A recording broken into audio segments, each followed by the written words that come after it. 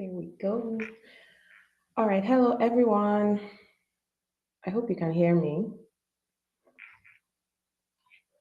Let me see.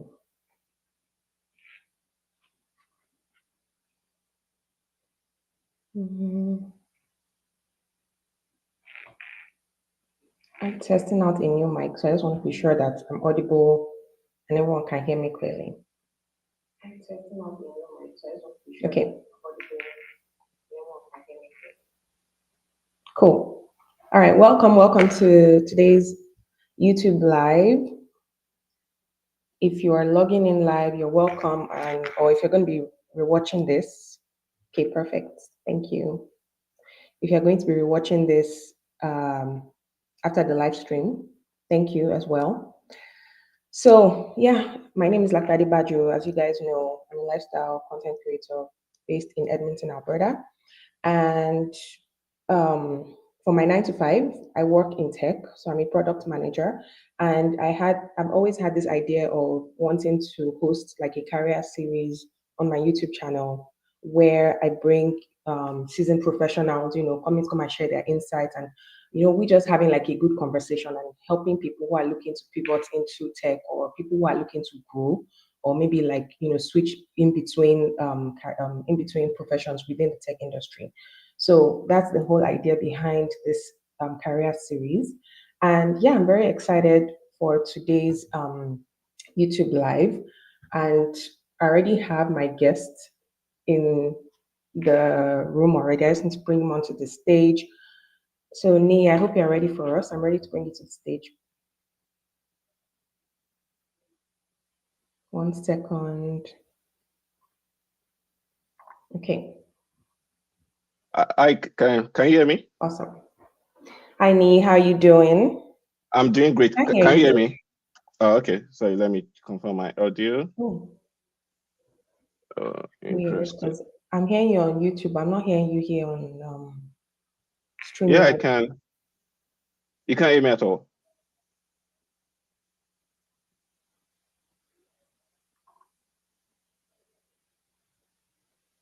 Edit mic settings. So sorry, hold on.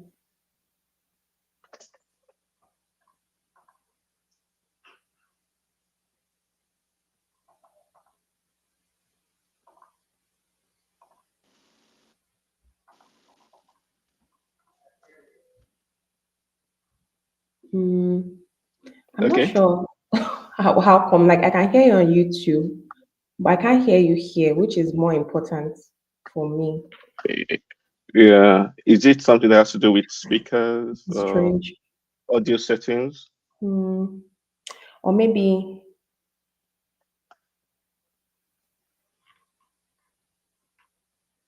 Okay, let me check my settings here also. uh okay, hold on. Let me take out my mic. It might be my mic, just to make things fast. 1 second. Yeah, okay.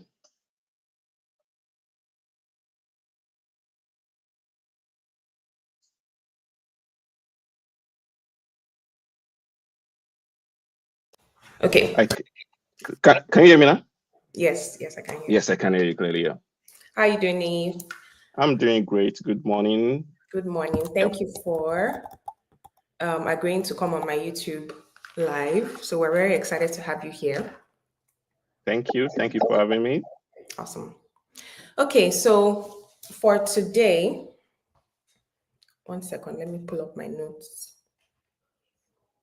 Yeah, for today, we're talking about the role of business analytics in driving business success. That's the title of today's YouTube live. So Nee is a seasoned business and analytics specialist, but I don't want to speak too much for Nee. So I'd like you to give us a brief introduction about yourself. Tell us how you got to where you are today very quickly. So our guests that are watching. Okay, all right. Thank you. Thank you so much, Shola. Okay, thank you for having me today. You already said my name is Niyi Oladeji. Um, I work as a senior business analytics specialist at Microsoft. Um, I'm married with two incredibly talented, brilliant, awesome kids. I'm based out here in Atlanta, Georgia. Interesting. In terms of the journey into business analytics, I think there's a long story behind it, which I'll try to shorten. I joined I have a BS in computer science and a master's in advanced computer science, specializing in computer security and data engineering. Even though I have all those degrees and every single thing, I think in my early phase of my career, I was actually in IT. I was more or less in sales. So worked with Intercontinental Bank back home in Nigeria for about 2 years. That was in a marketing role. And after a while, I just felt, no, this is not the right fit for me. I can't exactly continue doing it, doing marketing as a role itself. So I decided to transition into something else. At that point in time, I think I was more or less focused on computer security. So that was why I went for my master's in the University of Manchester in UK to focus on computer security. I graduated, worked with Deloitte as a quality assurance specialist for about 2 years. Then moved back home to Nigeria, where I joined Oando for a bit in IT. Then moved back to Etisalat, and I was in sales. And in 2019, we decided to transition to or move to Canada. And it was at that point in time that I started thinking that, okay, yes, even though I have all these degrees in IT and every single thing, my experience has more or less been in sales, and felt that, okay, moving to Canada, I needed to move into something else. I wasn't sure I wanted to continue doing sales or channel management or channel partnership that I was doing at that point in time. And one of the key things I just looked around to say, okay, what are those options around me that I could easily transition into? Obviously, one of them was computer security by virtue of my degree, and also obviously data analytics. And since already I was already in that field to a large extent, I could easily write SQL, write Python script and everything. Like, why not just move into data analytics?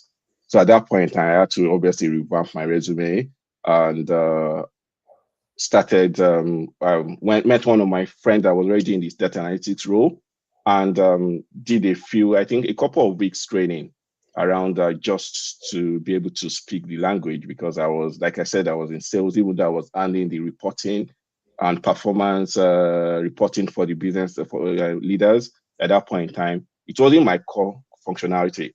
I could speak the language, but in terms of the experiences, I couldn't talk the talk. So obviously I had to more or less start practicing, start building my skills all over again, started applying to roles. And at that point, I applied to almost, I did interview in about 18 different companies, and I got to the final stage of 15 of them. And I never got an offer, which was like very interesting. I remember looking at my Excel, that was still a couple of weeks ago, and like out of those 18 companies, I did 43 different interviews just to get a role.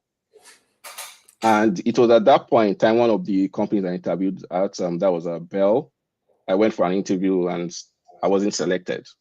And I think about a month after, one of the interviewers reached out to me, and they were like, wow, we really liked you. You were excellent at the interview, even though we didn't select you, that I will still want to work with me in the future, that I should send my resume, updated resume to him. I sent it to him. He sent it to one of his friends in another company. I went for the interview there, and the guy was like, "Nee, sorry, because you don't have Canadian experience, we can't exactly hire you." So the guy was I went back to the person that obviously sent my resume. He was annoyed, and immediately there, he just sent my resume to one of the directors at Bell.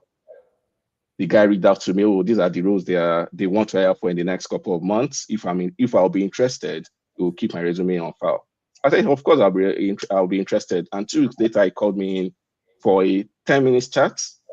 And the following day, I got an offer. And that was how I joined Bell as a specialist business intelligence and data analytics, where I spent about 2 years prior to joining Microsoft as a business analytics specialist. So that's a long story short. Yeah, thank you. Yeah, long story short, and very interesting, honestly. And I forgot to mention to you guys at the beginning that I've actually known Nee from back in Nigeria, so back in UI days. So we've come a long way. But yeah, you've actually come a long way career-wise, pivoting from marketing to sales and now into like core IT, which is interesting. And it's kind of similar to me as well. Like when I tell people that I was actually like what I was practicing previously is far away from what I'm doing right now. I was a pharmacist and now I mean tech is like 2 different worlds. So it's interesting to know people's journey from when they started to where they are right now. So it's actually really commendable. So That's really good to hear. And you Thank mentioned you. something about like, so even while you were in sales, you already had some of those skills, right? Yep. Which kind of Yes. gave you a leverage into pivoting into business analytics, / Yeah. business intelligence. So can you share a few of those skills that, are worth knowing or worth learning, for people that are looking to move into this field? Okay, interesting. So, okay, obviously from my own experience might be slightly different because already, like I said, I have a background in computer science and I master's also. So I think so while working in sales, in terms of all the weekly performance reporting to the leadership team, I always handle that because obviously it was right within my skill set. So it was easy for me to easily say, okay, I want to pivot into it. But one of the key things I always tell people is, especially when it comes to analytics, because a lot of people will, let me go and do a boot camp, and this, which is really good in terms of maybe building some of the technical aspect of those skills. But analytics is not just about technical aspects. Obviously, you have the technical aspect. You need to understand some aspect of maths, some aspect of statistics, and be able to interpret numbers and data because it's all about numbers. And one of the key things I've seen, the majority of people that excel in analytics are people that are passionate about it, not exactly people that have the IT educational background or certifications or whatever it is. It's more about the passion around it and being able to continuously learn new skills. So obviously, the technical expertise is key. Experience using analytical tools, be it advanced Excel, SQL, some aspect of Python to some extent. And obviously, we have a lot of visualization tools also out there, which is like either Power BI, Tableau, Looker. There are so many of them. At the end of the day, it's all about gaining skill in one aspect and can always replicate it in other tools. They are all quite similar in nature.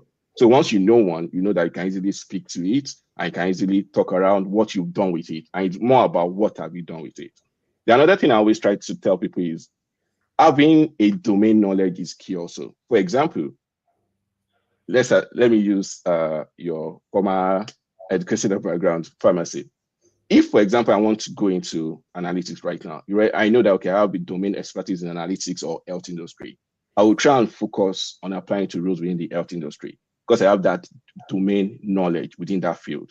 It's easy for me to go for an interview and speak to that and speak to how I've been able to do some form of analysis that's been able to generate some insight within that health domain. So having the domain knowledge is key in terms of wherever you're applying to, at least to enter, then you can always transition to other industries afterwards. It makes it easy for you to start. Then obviously the business context in terms of whatever industry that you are in, you need to understand the business context of what you are meant to do as a data analyst or a business analyst or a business analytics specialist.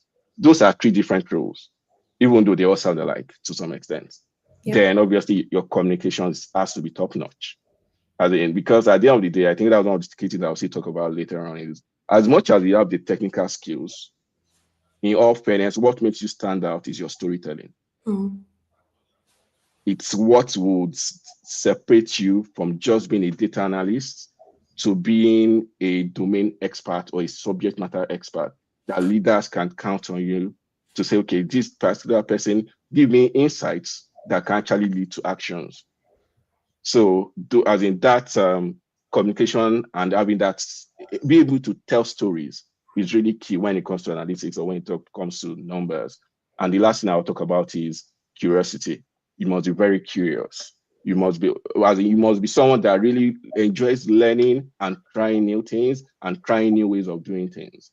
So that part is really very, very key because at the end of the day, for you to stand out, you want to move away from just being a reactive person where someone comes to you, need help me solve this problem, to being proactive and actively going out there to understand, to ask questions, to understand where the challenges are, and then take action in terms of how you go about solving those issues and communicating it to the leadership. Absolutely. Yep. Yeah. Thank you so much, Nii. Like you've actually shared so many insights right now. And something that I know that usually comes up very often is, especially for we immigrants in North America, is you might have the technical skills, you might have the knowledge, but communication is usually an issue. And that issue of not being able to communicate your message properly impacts most people when they need to grow within their professional, career. So that's actually really, really insightful. Learning how to be a good storyteller, learning how to communicate your, whatever it is you're trying to pass across effectively to leaders, so that you put yourself out there and you're giving value very quickly, because that's really something that's, yeah. All right, thank you. Thank you for that. There was actually something you also said during your introduction. So, of course, you started your North American career within Canada. Well, right now you're in the US. So, can you tell us very quickly why you decided to move to the US? Was it because of a better opportunity, or because, at least I know that for new immigrants, the issue has always been, when you're trying to get a job, that you don't have Canadian experience, which sucks a lot. Like, it's actually terrible. And where, people who keep trying to change this narrative as much as possible, but it's something that still lingers, even till this day. So can you tell us why, you moved from Canada to the US? Interesting. Okay. Okay. So I joined Microsoft that was in 2021, and in Canada. So obviously it was a global role. So just that I was at that point in time, I think obviously my manager was trying to hire from within US, then New York, and whatever it is. And at that point in time, I think they received quite a number of applications, which was quite interesting that they really didn't hire. So they had to repost the role, and they included Canada. So I applied for the role. I was in Canada, and after spending about, I think I would say about a year or two, I remember my first appraisal. I'll call it appraisal. We call it a different wording within Microsoft. It was appraisal, and I did really well. I did every single thing well. It was perfect. It was good, and I saw my rewards. I'm like, what's this? As in time, when I say rewards, more or less like obviously either bonuses and some of that thing. What's this? Yes, I had a really good performance, even compared to my other colleagues in the US, but they had better bonuses and everything. It just wasn't making any sense to me. Yeah. It was then that I actually realized the impact of working in Canada and US. The pay disparity is just great. It's interesting. And I think that was my first experience that, okay, wait, someone that is actually on a lower level than me in US is earning more than me, is getting more rewards than me. It was just insane. It blew my mind completely. And so at that point in time, I was like, no, this can't be happening. And obviously my manager was just like, the only way I can help you is for you to move to the US. That if I choose to remain in Canada, that is how it's going to continue. And not just that, in terms of pay, for the same role in Canada and US, I was 2 levels below my peers in the US. By being in Canada, I was 2 levels compared to the guys in the US. And as far as we're concerned, we're exactly on the same role. Just that career-wise, I would say about 2 promotions away from where they are, which didn't make any sense. So it was more or less like, you need to transition. And obviously I transitioned. It wasn't a promo. I moved 2 levels up by just transitioning to the US, which impacted the pay, impacted every single aspect. And it was just like, that kind of blew my mind that, okay, wait, career-wise, I'm undercutting myself by staying in Canada. And that was one of the key reasons I said, okay, at this point in time, I just need to make that move. Yeah. Very interesting. Very, very interesting. Yeah. And I've heard a lot of people, it's just interesting because, Canada and the US, we share the same border. So it's funny how things differ so much, especially when it comes to pay, and it cuts across most fields, even in healthcare, like nurses, like if you hear how much they get paid in the US, or those that are travel nurses that get to travel around the country, and those that have that same opportunity in Canada, like the difference is, so much. And it's interesting to me, actually. But I've heard a lot of people say, that they would rather work in the US. Some people have actually moved their families to the US, just similar to you. So it's, interesting to know that. Yeah. There also, when you look at the number of opportunities that are available, I think you can't exactly compare. I think there was a time we were trying, one of my friends was trying to get a role. So I just, okay, let me try and say, okay, try and see how we can help the friend apply and stuff. It was a project manager role, and we searched for project manager roles in Ontario. I think we saw maybe about 20 something roles in terms of the fits that we were looking for. And we searched for the same thing in this, just in the state that I am currently. And we saw thousands just in one state. Okay. And that's not even the whole of the country. So it's just annoying that in terms of those opportunities, as in the growth potential is way more on this side compared to obviously Canada, unfortunately. Yeah. So yeah. It is what it is, right? Yeah, it is there, definitely. Okay.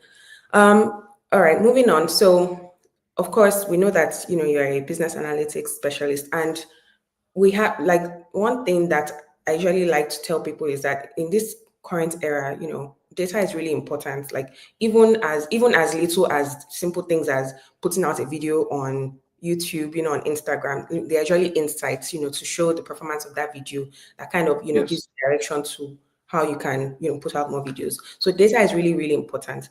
So coming back to like the professional aspect, and another thing that has been a buzzword of recent, obviously, is AI, machine learning. So what do you think is the business of data, business analytics in relation to AI, machine learning? And where do you see that leading us to? Yeah, thank you. So a while ago, we used to hear this phrase, or more or less like, data is the new oil. And same like oil, you have crude oil, you have to extract that crude oil from the ground, you have to refine it to make it into different petroleum products that obviously adds value to any industry, to any country. Exactly the same thing with data. Data is crude, as in it's just data, it's just numbers. It doesn't make any sense until you extract the value from that data. And by extracting the value, you're more or less transforming that data into something usable. So at the end of the day, with AI now, AI obviously, when you talk about AI, obviously everybody look at AI in terms of ChatGPT, whatever it is. But when I look at AI, obviously I'm looking at it more in terms of the models that are powering it, the different LLMs that are out there that we can all, to a large extent, we really don't need to be able to code to be able to use some of these things. There are a lot of no codes platforms available out there to just be able to use generative AI by writing just normal English to generate a lot of value from it. And I would say, put it this way, it is really key for everyone, at least in these times that we're in, to be able to learn AI skills. Because it's not just the fact that, okay, it's going to add value to your day-to-day jobs, whatever the domain that you are in. Okay, I'll use an example, a very recent example within my field. Recently, obviously, I'm sure a number of people are aware. Recently, in the last couple of weeks, Microsoft did a really large layoff that affected over 6,000, 7,000 people. Yeah. And at that period, there was a particular project I was working on. And one of the key partners, obviously, that are working on wrote really wonderful, interesting scripts in Python, in Databricks. And we're trying to migrate some of our platform from Databricks into Microsoft Fabric. And I needed the person's help to be able to do that transition. Unfortunately, the day we were meant to have the call for us to transition about almost 400 lines of code from one platform to the other, the person was impacted. And the project needed to go on. We needed a output almost about a week after. And there was absolutely no way I could do it on my own. Yes, I went to the platform, look at what the person has written. There's no way I would complete that transition within a week. At the very least, it would take me 2 to 3 months. What did I do? I got the code the script the person wrote in another platform, got one of our internal AI tools, copied, pasted, and it wrote every single thing for me within 30 minutes. Wow. Within 30 minutes. And that is something that would have taken 2 to 3 months. And under one day, I was able to plug every single thing into Fabrics, connect it to all the different places I needed to connect to, and I got it completed in one day. That is value. And that is what everyone needs to look out for in whatever domain that they are in right now. In terms of how some of these AI tools can help you increase your productivity. Absolutely. Because it's not just about, now I'll put it, it's not just about hard work, it's about smart work. We all Yes. need to be able to work smarter, and it is key. And that's the example I gave is in the area of data analytics. I will reuse another example, which is in the area of more of communications. Initially, obviously, when I'm trying to write, I've extracted the data, I've cleaned the data up, I've gotten all the insights. Now I need to communicate to the leadership team. I might spend the next 2, 3, 4 hours writing my emails, trying to make it sound professional, trying to get the right insight, the right buzzword, and the right actions that I'm expecting from the leadership team. And I might spend the next 2, 3 hours trying to refine the wording and be sure that I craft it well, obviously as a Nigerian and every single thing. I craft it well in such a way that yet it actually hits the right point I need it to hit.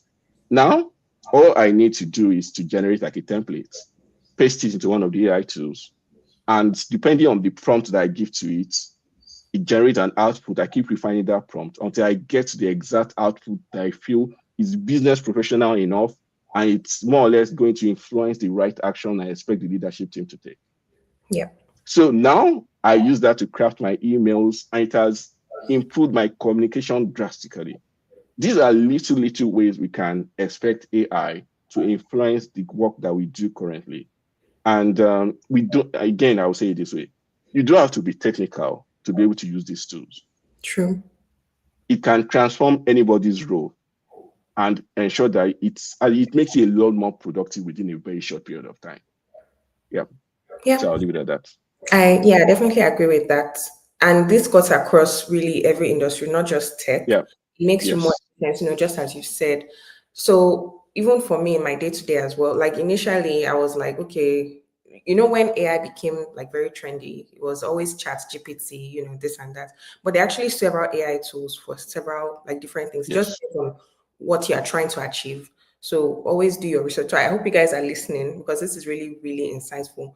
Do your research and within for whatever use case, you're trying to achieve. And just adopt using it because it makes you 10 times faster. And just as you said, like as a Nigerian, the way we communicate is different. It's not bad, but it's different. It suits our own work environment. But when you move to North America, you find that it's a different way. The way we word our sentences. The way you pass across messages is kind of different. So that's where AI actually works for me because, like for example, in my day-to-day work, sometimes I always have to pass across messages to stakeholders, and I don't want to keep sitting down there typing, erasing because I'm trying to rephrase things. So I just put in the key things in the prompt. In my org, we actually have a Microsoft domain, so I use Copilot a lot. So I just put in the key phrases and I just, put the prompt like, okay, reward this, blah, blah, blah. I put in the key things and it gives me what I need and I pass it across and, everybody's happy because the message has been passed across. I didn't have to waste hours, trying to like communicate, put together something. So yeah, I definitely agree that instead of shying away from it, adopt it and use it to make yourself more efficient. So yeah, thank you. 100%, yes. Yeah, which leads me to my next question. So obviously you work in Microsoft, we know that. And as a business analytics specialist, what are the tools you use in your day-to-day that make you, give you a productive day, basically? Okay. So obviously I use quite a lot of tools, those that we're aware of externally, and a lot that we're not aware of, as in that just internal only. Because obviously the basic ones, there's the Excel, which is more or less the advanced Excel functionalities to a large extent. There's obviously SQL, or I'll more or less say the Microsoft Fabrics platform, which within that domain, obviously you can write in SQL, you can write in Python, you can write in Spark. Obviously, so those are some of the languages more or less that I use. Then definitely Power BI almost every single day, and obviously Power Automate to be able to automate processes. I think those are like the key tools that I would say, I use on a day-to-day. But aside from tools, because analytics is a lot more about tools. So when you talk about tools, you spend a lot of time doing all these tools and every single thing. But I think I already mentioned it again. For you to move up within analytics, you need to move away from just using tools to being able to tell the story. That is actually where the value of analytics is. Yes, you've done all the writing the script, you've done all the building the dashboards, you can see all the visuals, everybody can see it, everybody can go to Power BI. Oh, this is actually how this data is trending over the past 5-6 months and whatever it is. But what's driving it? I think you need to be able to ask questions that would show not just where you are coming from, where you are currently, and where you will get to the next point. So you are driving the business goals. That is actually where the value is. Being able to sit in the same room with the leadership team and show them the insights, but not just show them the insights, you show them the recommendations in terms of, because at the end of the day, for every leader, they have either goals or OKRs, their objectives and key results that has come from top down to them that, okay, this is actually what you need to achieve. Now, being in that same space with them and being able to tell them that, okay, based on your analysis, these are the insights that you've generated. And based on these insights, these are the recommendations that you would make to them for us to be able to achieve XXXXX numbers. That's where they see the value. They are not technical to a large extent. They are mostly non-technical. They want to be able to make decisions. They have these 5 options in front of them that they need to make. And you are helping them narrow down those options from 5 to 2. Yeah. Using data. So it's not just about the tools, it's about what value are you helping them drive. Are you their right-hand man when they want to make a decision? Do they come to you? Do they value you? Do they see you as a partner rather than just someone that provides dashboards? I think so. That's where I think I would say there's a difference between being a data analyst and being a business analytics specialist. Because as a data analyst, you are looking at trends, you are looking at performance, you are looking at past to a large extent. Then obviously, maybe to some extent, you are doing a bit of forecasting to predict what's going to happen in the future. But at the end of the day, it's not just about predicting, it's about being able to really make key recommendations in terms of you are now in partnership with the leaders. They depend on you to make all their decisions on a daily basis. Without you, they are stuck. Yeah. That is where your value comes from. So I just wanted to point that out. As much as we are talking about the tools, for me, the key impact is more than those tools. It's more or less what happens after you've used all the tools, you've generated the insights. What value exactly are you providing to them? Yeah, absolutely. Yeah. That's really, really important. And you've kind of touched on my next series of questions. So the role of data, within strategic planning. So just as you said, like leaders they're not technical usually. So that data and you giving them that insight is what helps them to make, strategic decisions like, oh, our next 3 to 5 year plan or our next, 7-year plan. So it's your role, as we can see now, is really, really key in that regard. That's one. And so before we continue, if you guys have any questions, please feel free to drop them in the comments and we'll address them as we move forward. And then you've also touched on actually my next question. So in my day-to-day as a product manager, I work a lot with different types of data people, depending on what I'm looking for. I work with business analysts. I work with data visualization specialists, business intelligence analysts. So they are different. They are spread across. So I want to know, like, can you just, help us differentiate, who is a data analyst, a data scientist, business analyst, business analytics specialist? It cuts across. So is there any difference between those roles and how can we differentiate them? Yeah, there are definitely differences. Yes, there are so many roles. There are so many titles out there. I think I'll just focus on 3 of them: data analyst, business analyst, and maybe business analytics specialist. The role of a data analyst is more or less around obviously a lot of numbers and data. You're trying, depending on the company, obviously there are some companies that will have data engineers that will help you build the pipeline. You already have the data sources already cleaned out. All you are doing as a data analyst is more or less to connect to those data sources, extract the data, clean it, transform it to whatever template or format you want to do, try to look at the trends and patterns of that data itself, create charts or visualizations or dashboards for stakeholders to be able to go in and self-serve, understand, oh, this is how, for example, sales has been over the past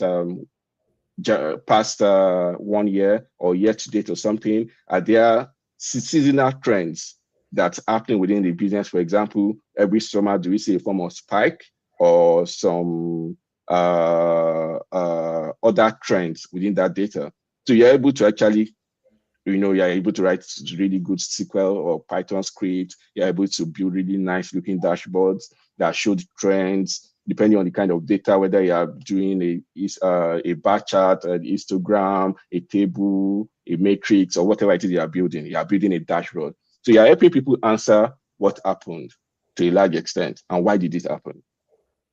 So more or less, those are the most of the kind of questions that you are looking at. Okay, what exactly happened over the past couple of months, and exactly why did that happen? So you are showing trends of data, and you are helping getting answer and clarity to some of those questions around data, around past trends, around business performance to a large extent. While as a business analyst, what you are doing is more or less trying to understand the business, the challenges, the problems that are ongoing within the company itself. You are sitting with stakeholders to gather requirements, to understand their use cases. You are looking at ways to improve workflows. You are looking at ways to improve the systems or tools. You are more or less like a bridge, I would say, between technical and business teams. Yeah. So you are helping them connect those dots and ask their questions of what do we need and how can we improve things? These are the kind of questions you are trying to answer. So how do we move from this current state to the future state that we want to get to? Based on those requirements, you're able to work with other stakeholders to refine those requirements and more or less chart a path forward in terms of how do we make this into, be it a product, be it a process, be it a workflow. Yeah, more or less, I would say improvement management to a large extent. You're trying to change how things work within the system. Yeah. But as a business analytics specialist, you are more or less sitting between data and the business. You mix the two skills. You are analyzing the business data, but you are focusing a lot more on strategy and decision making. That is where it's coming. As you are focusing on more or less, you're answering questions like, okay, what's happening now and what should we do next? So that next is actually key. And you are more or less you are helping the business leaders make that decision of what's happening next. You are giving insights based on past trends, based on forecasts, based on market intelligence or competitive intelligence. But at the end of the day, also, you are equally sitting with the stakeholders to get to understand exactly what is needed, so you want to try and understand what the business strategy itself. What kind of goal are we trying to get to? What are those objectives? What are the key results that we expect? And you look at the data, do some deep dive analysis and say, okay, based on this deep dive analysis that I've done, this is the output of what I've seen. These are the insights that we've gotten. And these are the next steps that we should be taking to be able to achieve those results.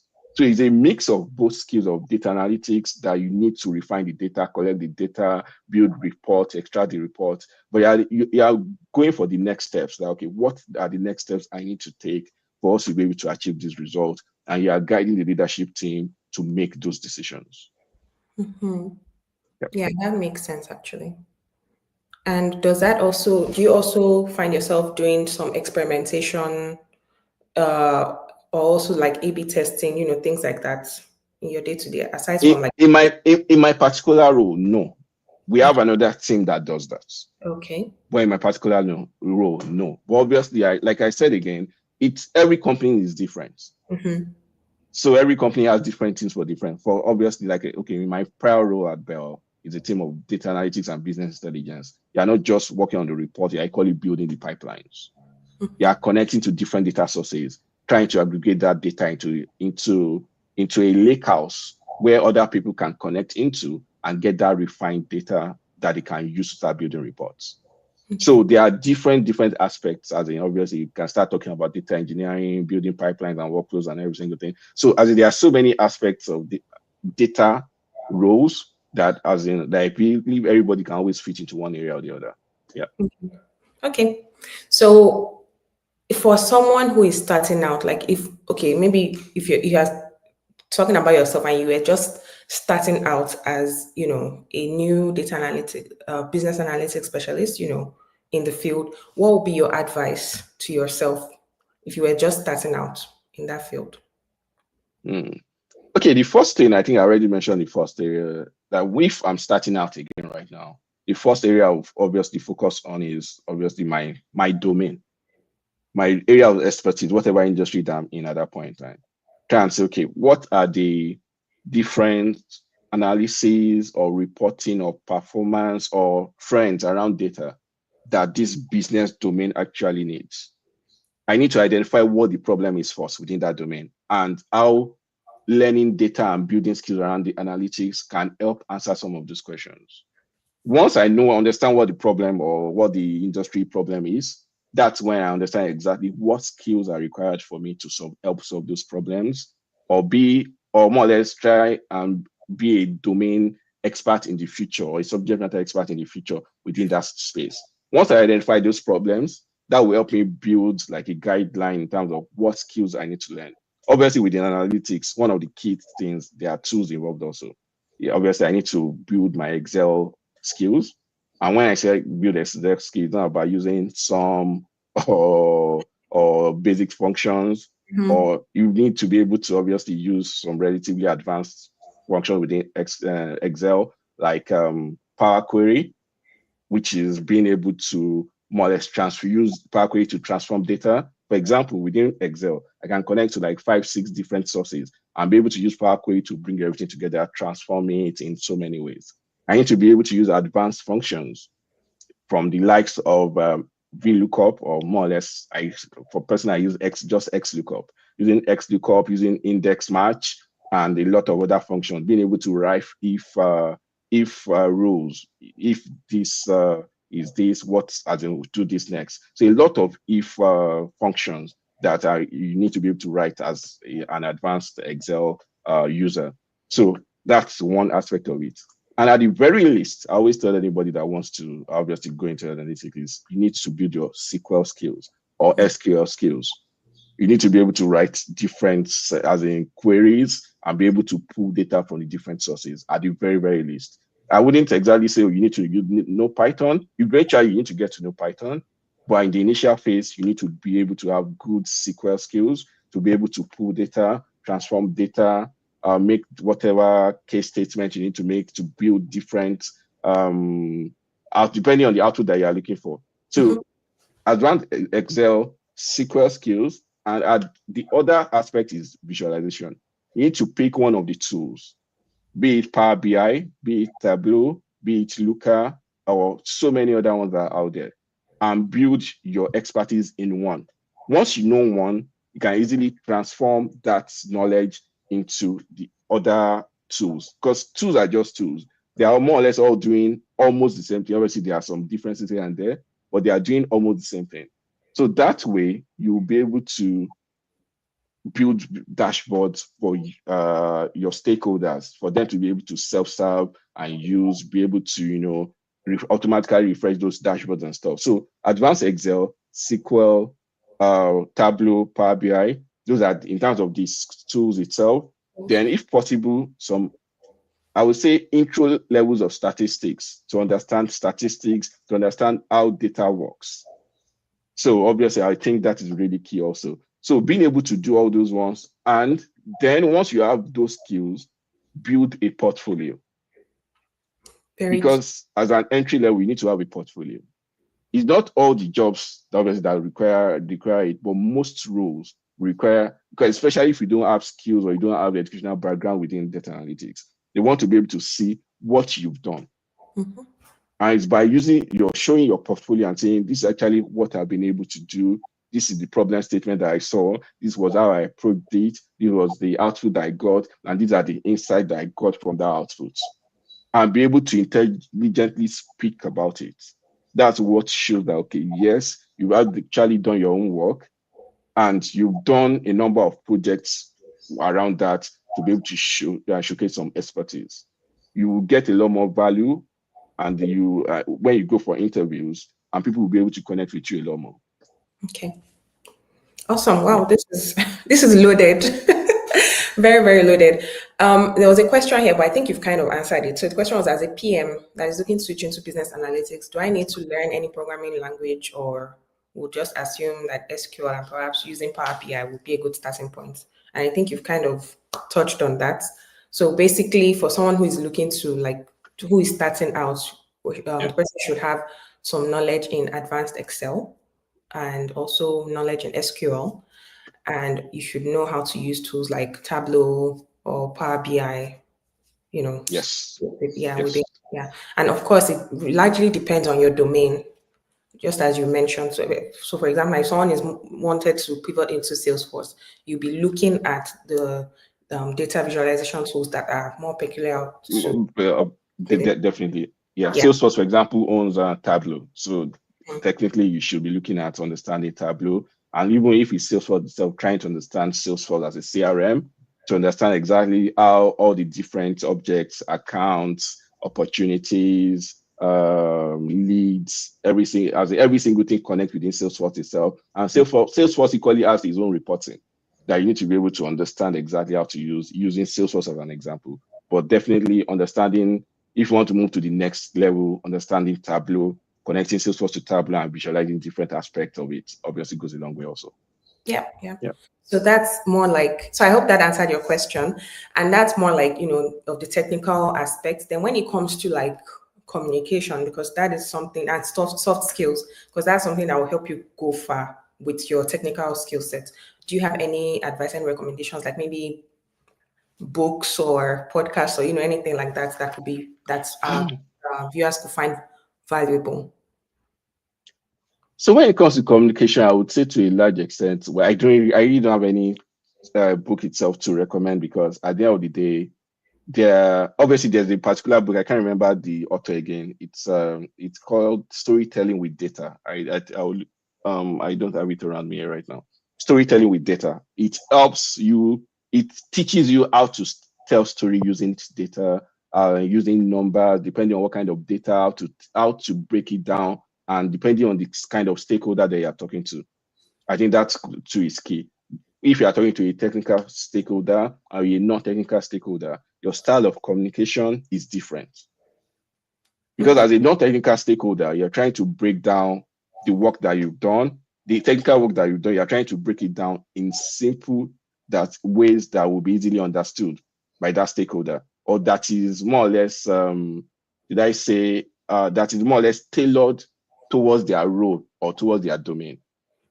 So if you are talking to a project manager or a business analyst, maybe there's a way as you talk about it. If you are talking to someone in marketing, your terminologies and your communication style will be different, because marketing, obviously, what they want to use it for is totally different. If you are talking to someone in trying to see different examples of maybe product management, obviously the way you talk is different. So you need to be able to break down your communication based on who or your stakeholders are within the room. For example, if I'm trying to send a mail to my CEO, for example, I know exactly my communication style that I need to use. My current CEO, the style is simple. She wants to see the call to action within that email first. As before she even reads the old email, what's the call to? What are you asking her to do? Are you just informing her? Do you need her to make a decision? So you have to call that. The first sentence has to be, what exactly is the purpose of this email? If you are asking her to make a decision, call it out. Then break out every step of what you've done. Then ask, okay, we have these 2-3 options. Which would you like to go for, or something? So our communication. So that's great. Okay, let me come back. I repeat that aspect. It's really key to understand the stakeholder they are sending an email to, and the person's communication style, and tailor your communication to the person. That way, there's a connection. You build connection, and not just connection. The person trusts you because the person knows that you're taking your time to understand exactly what they need. Because at the end of the day, my CEO, even though she's CEO of my own part of the company, she still reports to someone else. So she needs to get exactly what that email is about within 2-3 minutes for her to be able to represent it upwards. Yeah. So understand the person's communication style and obviously be able to tailor the way you message, be it either on Teams or email, the way you message it to the person. So for me, communication is something you can learn either from YouTube. There are a lot of YouTube videos out there. There are a lot of Udemy courses out there. I don't have anyone in particular to recommend, but just that, okay, yes, it's something that needs, and for some people, they decide to attend either a Toastmaster to be able to build either their public engagement or public speaking skills. Yeah. So everybody has different styles on their go-to. So that's all I think I will say on that. Yeah. Okay, yeah, and that makes sense. And thanks for sharing those practical tips, because those are usually more applicable, you know. Yeah. I find that in this part of the world, most people always want you to go straight to the point, no rambling or, all of that. So it's really important to know how to pass across your information or pass across what you want to say in the first 10 seconds or whatever you're trying to discuss. So yeah, those are really practical tips, which, that will be very applicable to anyone who is listening. So yeah, thank you so much, Nii, for all your valuable insights that you shared today. So now that you are in the US, is there any chance that you'll be coming to Canada? Never say never. I think that's what I would say. Canada is home any time, 100%. Canada is home. So definitely, I would never say never. I don't know what the future holds, whether it's Canada, whether it's Dubai, whether it's Nigeria. I definitely am open. I'm open to every opportunity, so I'm not closing my mind to anything. So I would never say, yep. Yeah, I never say never, because you never know where the next opportunity is going to come up. So yeah, 100%, yes. Really amazing.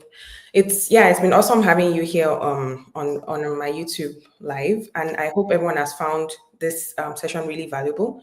If anyone wants to connect with you off this call, maybe most likely LinkedIn, because I know you're not really like into Instagram. Is that something you are open to? Yes, definitely. Yeah, my LinkedIn name is Nii Oladeji. Okay, so yeah, Nii Oladeji. Yeah. For anyone 100%. Let me put it in the comments. So for anyone who wants to connect with me on LinkedIn, just search for Nii Oladeji on LinkedIn, and yeah, we'll be happy to connect with you. If you have any other questions or anything that we're not able to touch, during this session. But yeah, I have found this really valuable, really useful. So I hope everyone has also found it useful as well. And thank you so much, Nii, for coming again on my YouTube live. I hope this was valuable for you as it was for me as well. Yeah, thank you so much for having me. It's, as much as I try to shy away from speaking a lot of times, it was actually entertaining. Thank you so much. I appreciate this. Yeah, it was really good. It was a really good session. Awesome. Yeah. Okay, guys. Well, I think we've come to the end of this session. Feel free to drop your questions if you still have any, and we'll try to get to Nii to address them, outside of this call. And don't forget to subscribe. Don't forget to hit the like button and share this video with people who you think might actually find this really valuable. So yeah, thanks everyone, and I'll see you on the next one. Thank you, Nii. All right. Thank you, everyone. Yeah, nice chatting with you all. Same here. Bye. Bye.